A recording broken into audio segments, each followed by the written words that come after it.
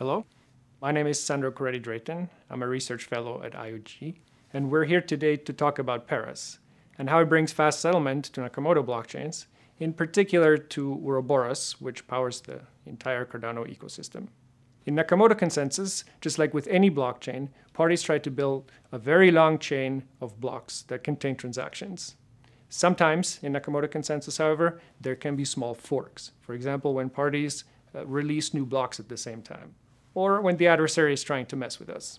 As a general rule, it is very important that honest parties build on each other's blocks, and in order to guarantee this, there are some restrictions.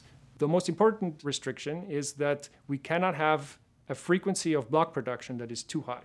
In particular, the frequency has to be around the inverse of the propagation delay, meaning the time it takes for a block to go from the producer to everybody else in the network. On top of that, if you really want to be sure that your transaction settles, you have to wait for a certain number of blocks to be built on top of the block that contains your transaction, because the probability that your block gets reverted goes down exponentially in the number of blocks that are built on top.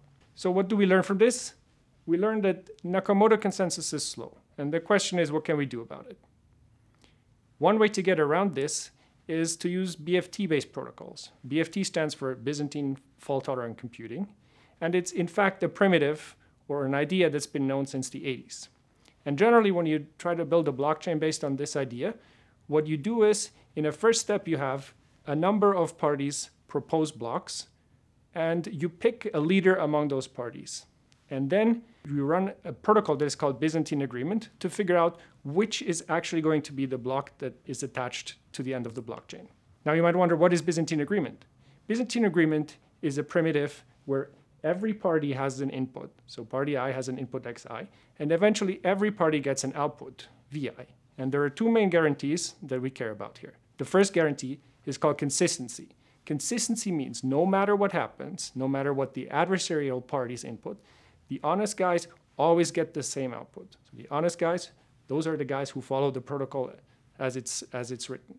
Whereas the adversary, his parties might do whatever they want. The second property is called validity. Validity requires that if all honest guys input the same value, then the value that is output by all honest guys is indeed that value. Now, we can go back to our picture from before and see how we really build a blockchain protocol based on this idea. So the first case we'll look at is when the leader is honest. The leader is usually picked by just looking at whoever has the lowest lottery ticket. And in this case, let's say it's the party that proposed block D. Since this party is honest, they will send this block D on time to everybody else. So all honest parties that participate in the BA protocol, they will input that block D into the BA protocol. The adversary, depicted here by a little devil, may input whatever block they desire, but the guarantee of validity now tells us that because all honest parties input the same value D, the same block D, all honest parties get that block as output. So they have now reached agreement on what the next block in the blockchain is. In the other case, when our leader is dishonest, the situation looks a little different. So a dishonest leader may send their block to some parties, but not to other parties. So parties do not necessarily have the same view on who has the lowest lottery ticket. And therefore, the honest parties may input different values. But here we fall back to the consistency condition of Byzantine agreement, which guarantees that even in such a case, all the honest guys have the same output. It might be bottom, but this is fine, because that would just mean we agree on an empty block as the next block in the blockchain. And this, by repeating this, we eventually build a very long chain of blocks. So at this point, you might wonder, if BFT-based protocols give us such great finality, why even bother with Nakamoto protocols? And the reason for this is that BFT protocols, they work in what is called a permission setting. That's a setting where all parties know about each other, and they know about their keys, and it's a closed system where parties cannot just join and leave at will. For a long time, it was not clear how to build a system that is completely permissionless, where everybody with a computer could just join. Until 2008, when Satoshi Nakamoto proposed Bitcoin, which was based on so-called proof-of-work lotteries.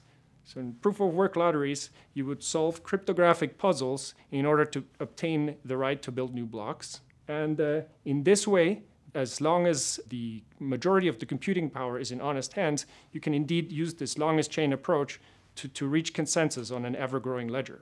The problem with this, of course, is that it uses a lot of power.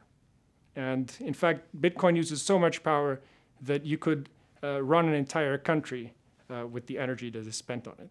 So in 2011, in some forum post, it was proposed to replace this proof of work-based lottery with a lottery that is based on public key cryptography. And it then took a while before the research community picked up this idea, but this eventually led to so-called proof-of-stake protocols. But they were still Nakamoto protocols, so they were kind of slow with settlement. And then people rediscovered the BFT protocols from the 80s, and using the ideas from proof-of-stake, managed to make them permissionless as well. So in order to understand why we're not abandoning Nakamoto, we have to look at the requirements that we would like from our blockchain. So the first requirement that we want is that the blockchain be secure against an adversary that controls less than 50% of the stake. In other words, as long as a majority of the stake participating in the system is in honest hands, we want everything to run smoothly. The second thing is that we want to support security even when this adversary is adaptive. So this is a very strong form of adversary that may try to corrupt participants even during the protocol on the fly based on what has happened prior. There are two more properties that are very important to us. The first one is dynamic participation. Dynamic participation says that even when the fraction of stake that actually actively participates in the protocol drops, the protocols should continue to build blocks. There should be liveness, even if participation is low. However, during such times, it could be that the adversary has a relative majority, because one reason for participation to drop is that some honest guys may be disconnected temporarily, and then the adversarial parties have a majority of the stake for a moment. And that's where the last property that we care about comes in. It's called self-healing.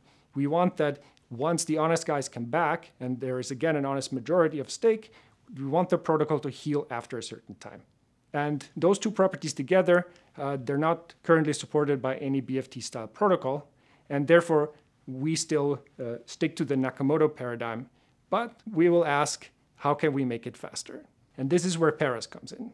So the main idea behind Peras is that we observe in practice in the Cardano ecosystem that, in fact, there is hardly ever a long fork. It is, in fact, the case that the longest fork ever observed was of length 3 to date. So one idea that one could have is, if parties always have some type of common prefix, why not just ignore some of the newest blocks, maybe from the L most recent slots, where L is some parameter that we can pick, maybe 60 seconds or 150 seconds, in order to, and then we're just going to be optimistic and say, everybody sees the same block, the red block here, as the tip of their chain.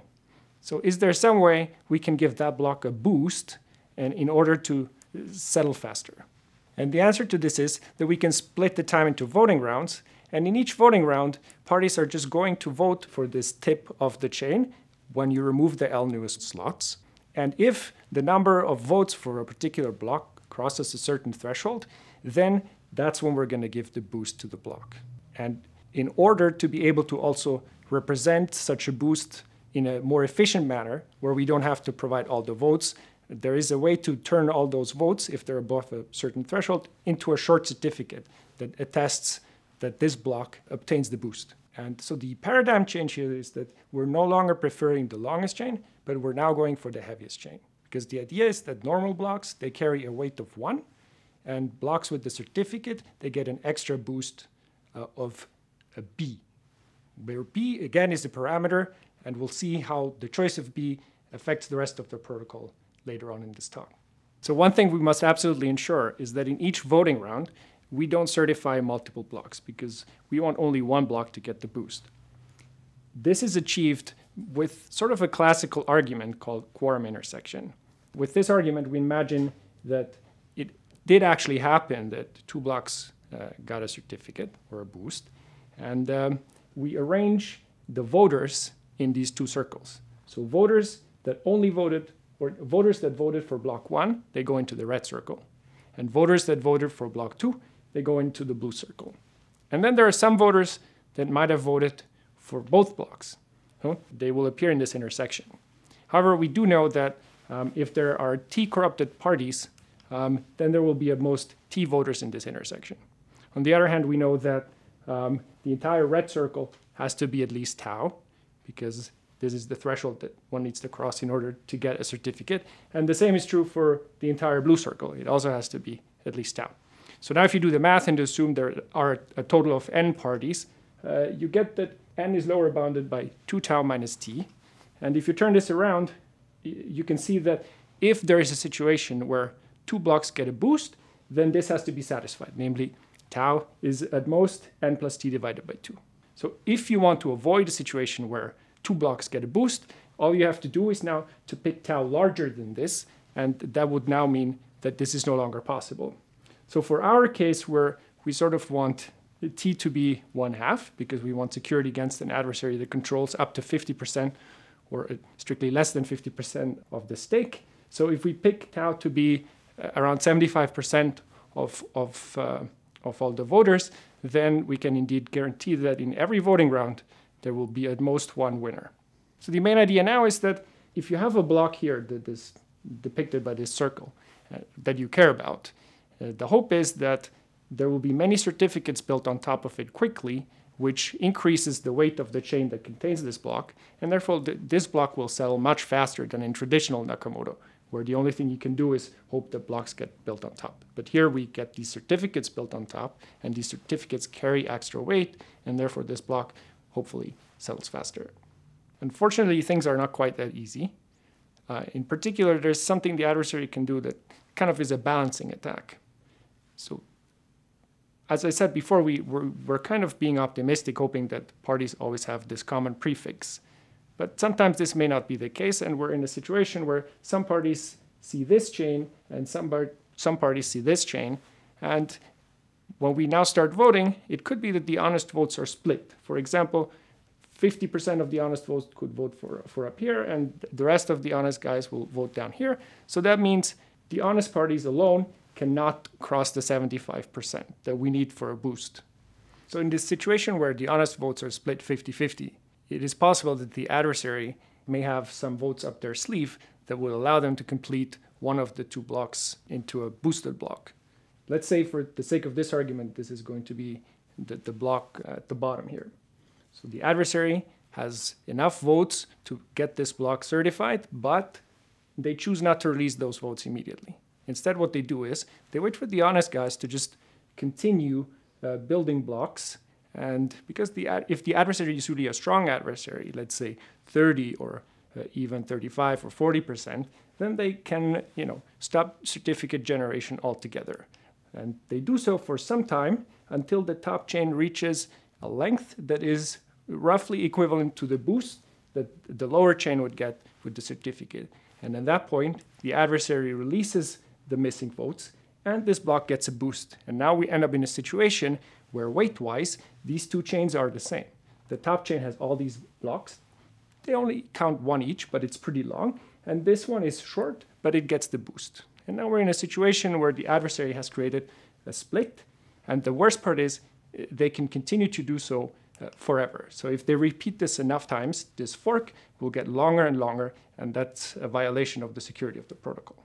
So in order to understand how we can avoid this issue, let's go back to the situation at the beginning, where we have this little split because there's no common prefix, and we have the situation where the adversary can at some point release votes that give the lower block here a boost. And what we care to measure is the advantage the adversary has at this point. And that's roughly the equivalent to the amount of boost that you get, namely this parameter b that I mentioned before. Now, we're going to see how this advantage of the adversary develops over time. Assuming that if we see no certificate in a particular round, we stop voting completely, what happens over time is parties will simply build normal Nakamoto blocks, and this advantage will go down.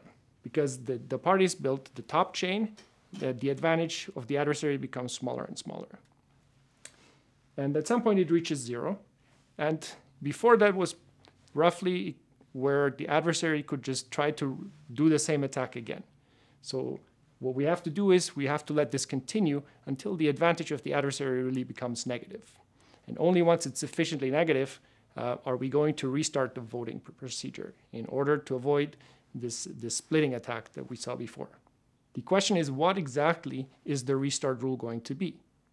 Now, what we could say is that the restart rule is, look at the last round where you saw a certificate. So in our case, let's call this round R. And then you're simply going to wait K rounds, and you're going to restart. However, the adversary can again mess with us if we do this, because he has votes up his sleeve. So he can release just before round R plus K those votes to some honest parties, but not to others. And this results in some honest parties voting in round R plus K, and others only voting in round R plus K plus 1, which desynchronizes the honest parties, which we're trying to avoid. So the solution to this problem is that indeed we're going to do first a healing phase, where we wait for the advantage of the adversary to drop, and then we're going to have a certificate inclusion phase, where the honest parties are going to submit to the chain the latest certificate that they know about. And during the certificate inclusion phase, the adversary may choose to release the remaining votes, but he must do so before the certificate inclusion phase ends. And then we simply let this period settle. So we just continue building Nakamoto blocks on top of this. And this now means that we can use the chain as consensus when to do the restart. Because at the point when we reach here, one of two things is going to happen. Either the latest certificate on the chain is from round R. That's the case when the adversary does not release the vote that he has up his sleeve, or it's in round R plus 1, which happens when the adversary did release those votes on time. In either case, we're going to have agreement on when to restart. You can also see that there is a trade-off between the amount of boost that we give and the length of the healing phase, and therefore the length of the entire cooldown phase. Because if you give a lot of boost, which in the good case gives you quick settlement, in the bad case, this gives you a lot of advantage for the adversary. So there's a trade-off. There's a trade-off between how fast you can settle in the optimistic case and how much time you have to wait if something goes wrong and you have to enter a cooldown. Now, we still have a little bit of a problem here, because sometimes parties will have this common prefix that we need for fast settlement, and other times the parties will not have it. However, every time they don't have it, it's not only that we don't get a boost, but we go into this cooldown phase. And the cooldown phase, it lasts pretty long, so we would like to avoid this if possible. And in particular, we want to avoid it as long as the adversary doesn't control more than 25% of the total stake. Why 25%? Since we need to get above 75% for a certificate, if the adversary controls more than 25% of the stake, he can always avoid a certificate being created by simply not voting. So this is kind of the best we can hope for. So we're going to aim for this, and we see that it's indeed possible to avoid the cooldown in such scenario. In particular, what we're going to do is we're going to change our round structure to look a little bit different. So far, in each round, we simply voted, but now it's a little more complicated. There are 3 sub-phases here. In the first phase, we're going to do a pre-vote, where everybody simply votes for the tip of the chain without the L newest blocks. This is similar to how we voted now, but it doesn't count. It's just to see what's out there. And then the second phase consists of a Byzantine agreement phase, where parties run Byzantine agreement, as we've seen the primitive before. And the rule is, if a party at the beginning of this phase sees a block in the pre-vote that gets 75% of their pre-vote, then they will input 1 into this Byzantine agreement. If they don't see 1, they will input 0. And now what will happen is the following. If there is common prefix, all parties here will vote for the same block. And because we assume that the adversary now only has at most 25%, this will mean there is going to be a block that gets above the 75%. This in turn prompts every party, or at least every honest party, to input 1 into the Byzantine agreement. And if you remember the validity property of Byzantine agreement, in such a case, 1 is also going to be the guaranteed output of this Byzantine agreement phase. On the other hand, sometimes we don't have the common prefix at the beginning of a round, in which case it could be that not all honest parties input 1 into the Byzantine agreement protocol. because maybe there is no block that gets 75% of the pre-vote. However, the consistency still guarantees that all honest parties reach agreement on whether there is such a block or not. So the output is either going to be 1 or 0 for all parties.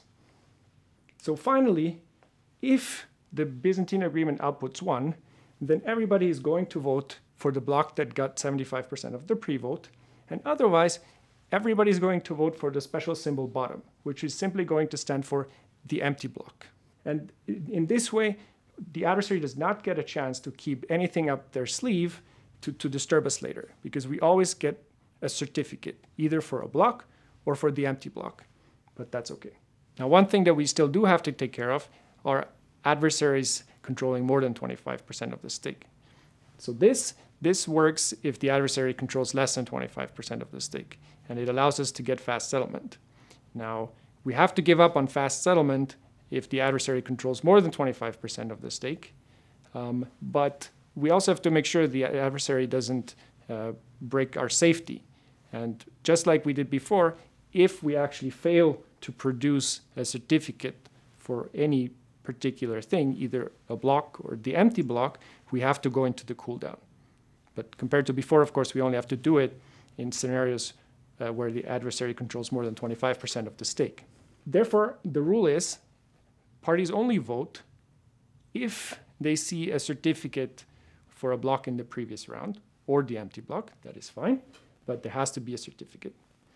And the second rule is, because we want these blocks, the certified blocks, to build on each other to guarantee fast settlement, a party only votes if the block that comes out from this pre-vote phase really extends the previously certified block.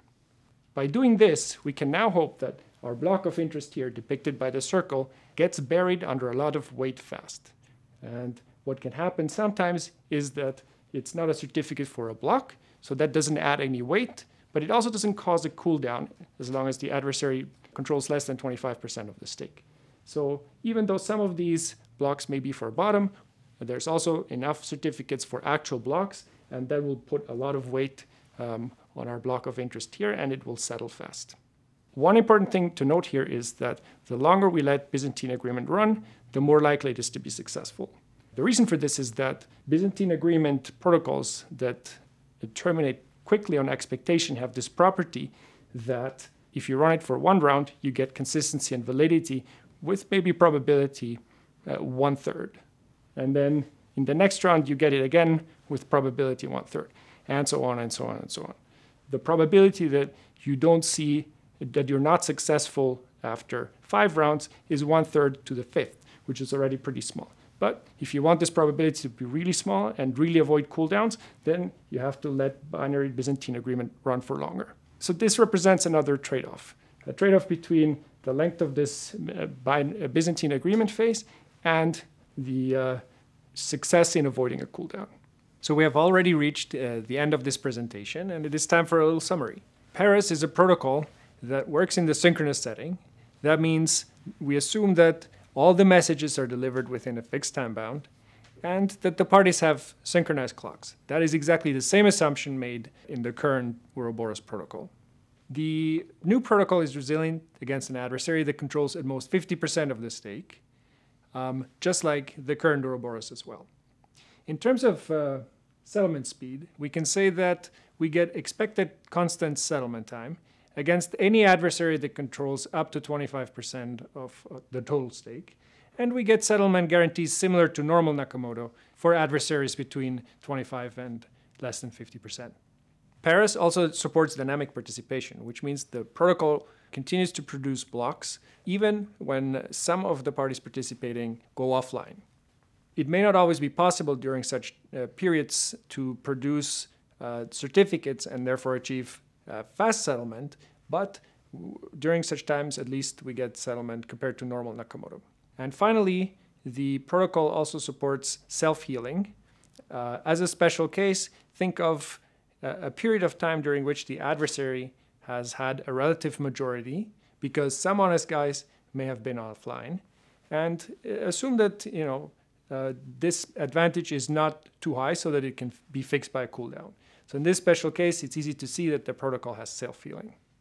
This concludes the presentation, and I thank you very much for your attention.